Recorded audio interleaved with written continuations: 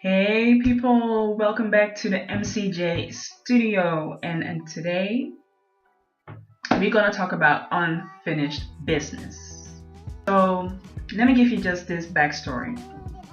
Like a couple of months ago, I think it was even last year, I wanted to start a small project, and the project was to create this comic. Not a full, 50 page or 30-page comic, just a small comic that for me would have been something that one I always wanted to do, and secondly create something tangible, not just this one page art or another sketch or another painting or whatever it is. No, to create something that actually is something that I really like to look at. I'm not really the biggest comic fan, but I love the feeling of the comic, the execution of it, the animation, the colors, the storyline, the punch, because a comic always has a punch. It's never boring. So I just wanted to create something different and create something new. Now I had this great story in my head. I even made a video announcing that I would make a comic, and then for some reason, several reasons, I stopped making the comic and the project just died.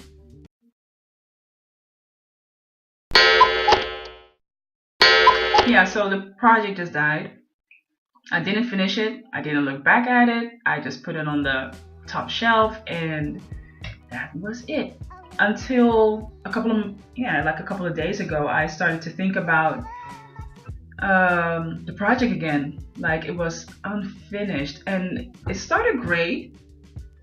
I started actually with a sketch, an illustration that I made, and I saw in the illustration like, oh man, this could be a really cool story.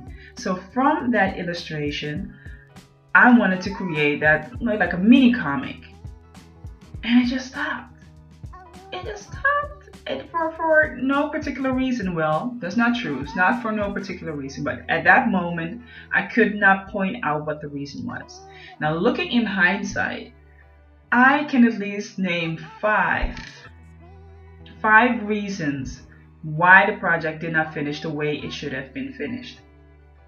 And I'm not a great advocate. I'm not a big advocate of using words like would, should, ought to, things like that. Things are as they are. It is what it is, and that is what we are working with. So maybe in that time frame, I did not have the tools to take on that project. Doesn't matter how big or small it was. At that moment, did not have the tools to take on the project and finish it the way I wanted to. Now looking back at it and looking at where I am, now I can say I have the tools to do so. So what changed in that time period? Well, one, planning, committing to, having a set of dates or a set of hours in a week where I just work at the project that I have. So planning is just one of those key factors that you have to have when it comes to creating and executing a project, or else it will never, ever get done. There should be an end date. Of course, there's a starting date, but it should be an end date. I think that is even more important than a starting date. You can start now if you want to, but not having an end date, something that you can work towards, and you have that result at the table, in your hands, or on your computer, or wherever you want to have it, that is going to be a big issue. And it was, because I just started it and never had this point of, then is the point that I wanted to have it finished. I was like, we'll just see where we get. No. Now I'm witnessing the failure of it. And the failure of itself, that's not the big issue that it is a failure, but now looking at it is actually a great thing to see that that was one of the points that led to me not finishing the project. So the second point that actually led me to not finishing the project was not having a storyboard. Not having a storyboard, not putting on paper what my story actually is going to be about. So yes, I had this great illustration. It looked marvelous. Oh, great! I can make a story out of it. But you still need a storyboard. That one illustration is not going to tell the whole story.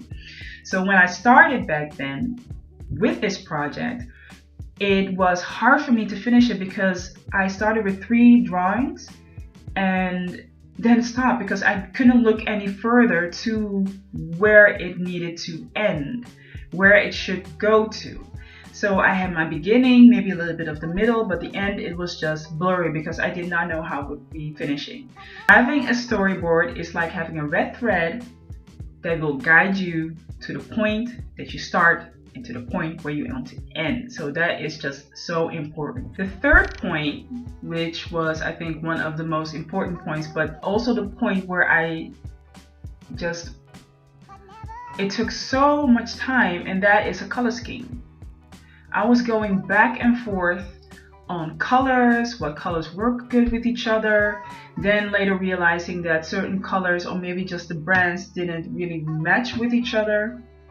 The brands that I am working with, by the way, were at that moment Copic markers and Winston & Newton, the Pro markers.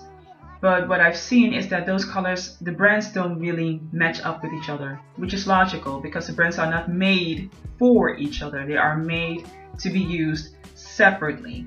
So during the making, during the sketching and everything, I would, sometimes come across little errors, of the illustrations. It was not looking the way I wanted it to. Also going back and forth on colors, if they were to be suited with each other, does it really, does it match up? Yes or no? So that took a lot of time putting a color scheme. I did have one, and I still have it. I put it here on my desk because I wanted to see what went wrong. And I think the thing that it just comes down to is commitment. Again, commitment, like having a commitment to my planning, also having a commitment to my color scheme, that if these are the colors that I'm working with, then these are the colors that I'm going to work with. Not going to another color and being like, oh, but that one is also pretty, or that's also a possibility. No, then that is for another project, another story. These are the colors that I'm going to use for this story. So having point 1, 2, 3, we're going to number 4. And I think that one would be distractions. Yes, distractions.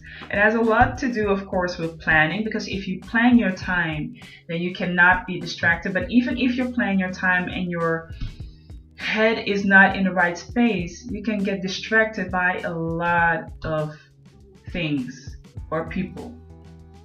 In my case,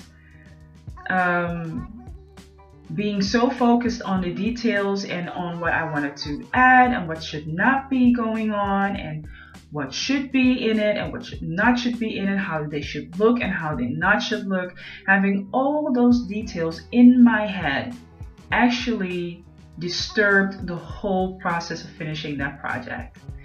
I was too focused on the fine details that led to the distractions. I think in any project, it's just really important to know that when you have something, it is important just to finish it. It doesn't have to be perfect, but just finish the thing. Just have it there, have something tangible that you can actually get a hold of and be like, yeah, I made that. And for the next time, if there are any imperfections, of course there are going to be imperfections, but if there is anything that needs to be changed or edited, or you want to do it differently next time, then there will be a next time. Okay?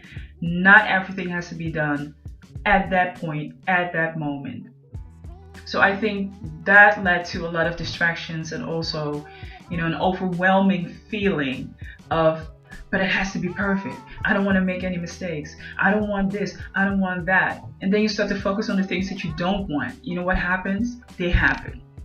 Okay, so focusing on what is that you don't want to happen will happen.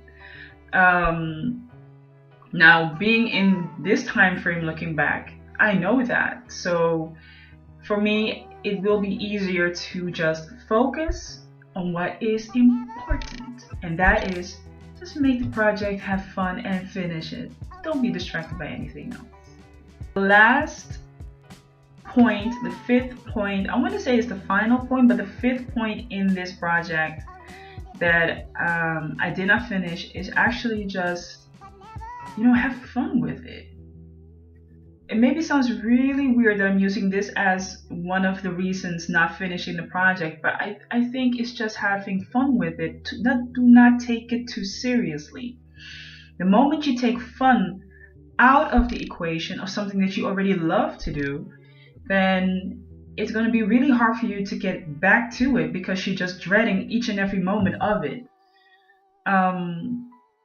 And I think I was just, all of a sudden, I was just taking it way too seriously. Like, oh, but this has to be perfect, and that has to be perfect, this and this and that. I also mentioned that in the previous point, wanting it to be perfect. Perfection doesn't exist. So why would I want it to be perfect? Just have it on paper. That's it. And have fun with it. Have fun. I think that's just so important. I think for many projects that I wanted to start or I started, especially last year, it just wouldn't go through because I would get overwhelmed with all these thoughts that really had nothing to do with the whole thing. So just focus on the one thing that you're busy with. I think that is very important and will lead to really great results, because the start was great. The start was bomb. It was a bomb start. But it just ended like a bomb. Starting this project again. Yes, I'm gonna pick it up again because I believe in it. I love the concept, and we're gonna put it into something that is going to manifest a great product. The purpose of the video is just to show you that when you can start something again, even if you stop with it and you never looked at it again, or you start to think about something, you'd be like, ugh. It was this one time I started this, but I never finished it. Oh, I feel so bad. Stop feeling bad about it. Just take it and start again. And if it doesn't work, then you start again until you get it. So for now, I'm saying have a great day. I'll see you next time and see you soon.